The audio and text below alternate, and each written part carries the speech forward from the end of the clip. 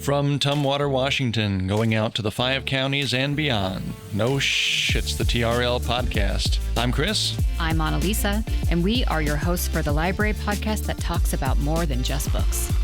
Hi, Chris. Hi, Annalisa. Let's dive into what we're talking about today. Excellent. Well, Timberland's going to be on the November ballot this year, and we're here to find out why and what it is we're asking for. And to do that, we've got Interim Director Andrea Heisel. Andrea, you're a friend of the show. Tell us a little bit about how you became Interim Executive Director and what you've done since being appointed. I became Interim Director in May of 2026. And what I've been working on over the last 9 weeks is how do we come together as an organization and move forward in a unified, positive direction. We've looked at all kinds of things like the administrative structure, salaries.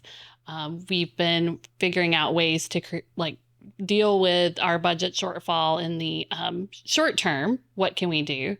And now we're looking to the future and wanting to go out to the public to say, what kind of library services are important to you? So speaking of taking it to the public, I believe it was July 22nd that the TRL Board of Trustees approved putting a measure on the ballot for November for a levy lid lift. Could you explain to us in as plain language as you can what a levy lid lift is? Yes. So Timberland's funded primarily through property taxes. That's 96% of our revenues. The other part of our revenue stream is timber tax and then miscellaneous things, fees, whatever. As we have seen over the years, our timber revenues have declined. We are called Timberland for a reason because we had lots of timber money in the late 90s, early 2000s, but that's when we started to see the decline of that revenue stream. And then because we're primarily funded through property tax, the only way we can increase our revenues is to go out to the public. Speaking of property tax, if you know anything about property tax in Washington, you know that it's complicated and difficult to explain. So I'm going to ask you to explain it to us. Specifically, why our revenues have not kept up with our expenses over the years. Yeah, that's a great question. So ever since the IMAN initiative passed in 2001, we have been limited to that 1% max from property taxes over the years. And because we have not had our maximum levy of 50 cents since 2001, our levy rate, what we have been able to receive from that levy has declined over time. So for the last 25 years, we were able to make it work, but now we're at a point where we can no longer function without going out to the voters. So you talk about the 50-cent levy maximum. Tell me a little bit more about what that means for Timberland. So we could legally levy up to 50 cents per $1,000 of assessed value. What rate are we at today? So today we're at 22 cents, and it's actually 0.228 if you want to get very technical. There's actually a lot more decimals in that. There is a lot of decimals, but it's basically 22 cents. So what we are going for and asking for at this point in time is a 35-cent levy rate. What we also know at this point in time is going out for a levy is the new norm for all library systems in the state. The last time we went out for a levy was in 2009. So 17 years ago. Mm-hmm. Very unlikely that we will make it another 17 years before we have to go out and request an increase to our levy rate again. So for the time being, we're asking for 35 cents, and that should get us how long, do you think? Definitely through 2030 is what we're looking at with that 35-cent proposal. So if the levy were to pass in November, what would that mean for Timberland, and also what would a fail mean? Mm-hmm. So if it passes, what we're anticipating is bringing back a number of FTEs and staff members to the frontline staff. So that's our primary focus for that increased levy amount. And we will also be able to bring back the expenditures to the collections. So we were having to decrease that expenditure this year.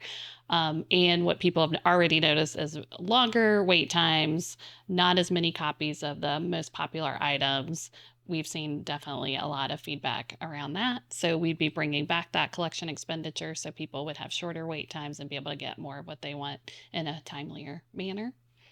And then finally, just the basic technology and building updates would be able to be sustained in a way that is more sustainable than what we're able to do right now, which is very little, if anything. So. Mm-hmm.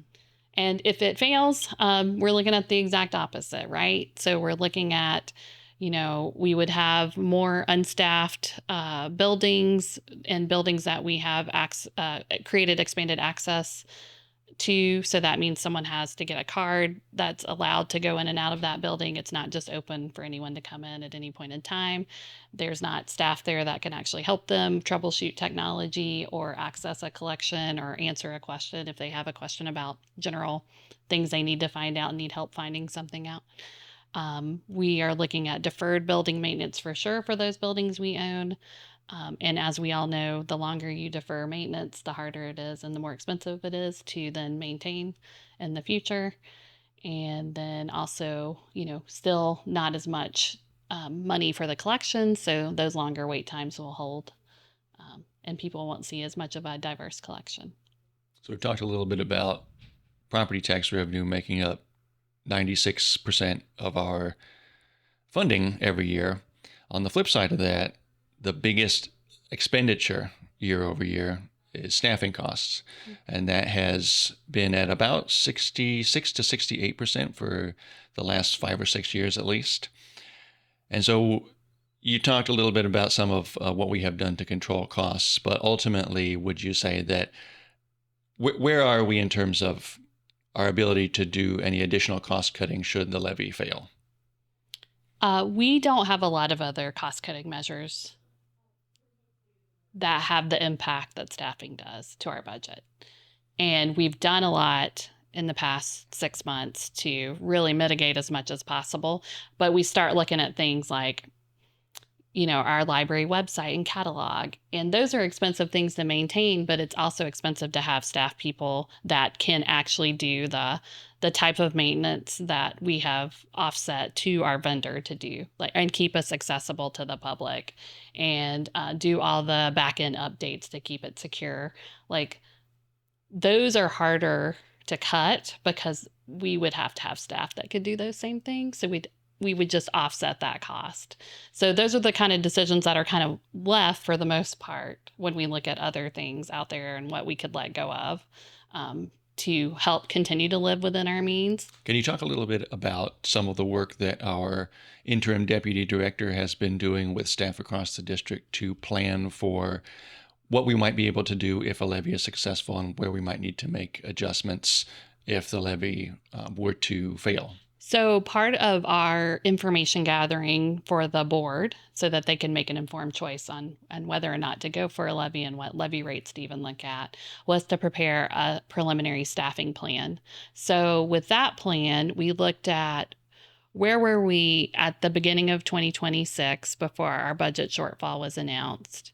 Where are we right now after we have had voluntary and involuntary layoffs? And where do we need to be? And what does that different rate get to us? Where would we be more sustainably staffed out in the branches? And so working with the other library managers across the district and their supervisors, we came up with a plan. Muriel came up with a plan for how do we bring back those open hours and which rate would get us what, essentially. So it's bringing back open hours to a lot of those branches that just had cuts. And also staffing in a way so that our library staff, frontline employees, actually get to take a vacation and sick days without really worrying about the impact to their community. Can you talk a little bit about some of the work that our finance department and the Board of Trustees have done lately to increase transparency around the budget and fiscal planning for the future? So the board has asked for a specific financial transparency policy to be enacted. So we've been working with that over the last few months, and our finance coordinator has stepped up and done a projection worksheet. So now we can at least have a ballpark of here's what we're looking at right now, here's where we were last year at this time, and here's what the future is looking like. So this has been an amazing tool that has been very helpful in really giving people an idea of the shape of our finances and where we are going, and then where the board's going to have to start really thinking about, what decisions need to be made and how are we going to make those decisions with our communities. And if someone is interested in reading those documents and reviewing some of those financial projections, where could they find them? So they're on our TRL website under funding and budget. It's trl.org/budget. Thank you. I was like, is it funding? Is You it got budget? it. Yeah. Yeah. So all of those documents are updated every month, including the projections document that the board sees as part of their board packet as well. If the levy were to fail in November, how much longer could we continue on the way that we are right now? We will get through most of 2027, but I will just tell you right now, we will need to make adjustments to open hours if it were to fail in November to start. I do know that we are very concerned about the end of 2027 and what that looks like. And so I would anticipate we might have some impacts there. And that, again, we're working on projections, and projections are not hard and fast numbers. They can change over time. And we know that there's just going to be a lot of hard decisions to be made. I want to talk a little bit about how we settled on the levy ask of raising our levy rate from where we are now at 22 cents up to 35 cents per $1,000 of assessed value. Because we mentioned a little bit earlier that special taxing districts like Timberland, we can levy up to 50 cents per $1,000 of assessed value. So that's our legal maximum. And we talked to the Board of Trustees and prepared different options for them. And Timberland, in this case, we're not asking for the levy rate to be raised up to the legal maximum of 50 cents. We settled on 35 cents, or rather, I should say, the Board of Trustees settled on 35 cents. Can you talk to us a little bit about how we arrived at that number and some of the information that was provided to the board that kind of led them to that consensus? We talked a lot about there's always so many variables, and 35 cents gets us to a place where we can start building up our beginning fund balance, where we can also start opening our libraries up more hours in a timely fashion and not wait for another year before we could actually do that. And I know this number is going to vary a little bit because we do cover 5 counties, but what is like the average amount that someone could expect that they're paying more every month? So looking at all of our counties and the assessed values, we are looking at an average of between $3 and $5.75 per month. Where can voters find all the information that we talked about today? Yeah, so you can find that on our website at trl.org/levy.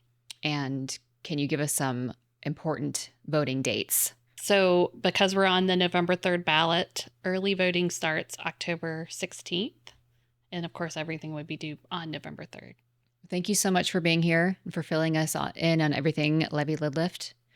And we appreciate you answering all of our questions. Yeah, happy to do that. Thank you for joining us on today's episode. Don't forget to follow or subscribe on your preferred podcast platform. Your feedback helps us improve and reach more listeners. Until next time, stay curious, stay inspired, and keep the conversation going. Thank you for being a part of the TRL community.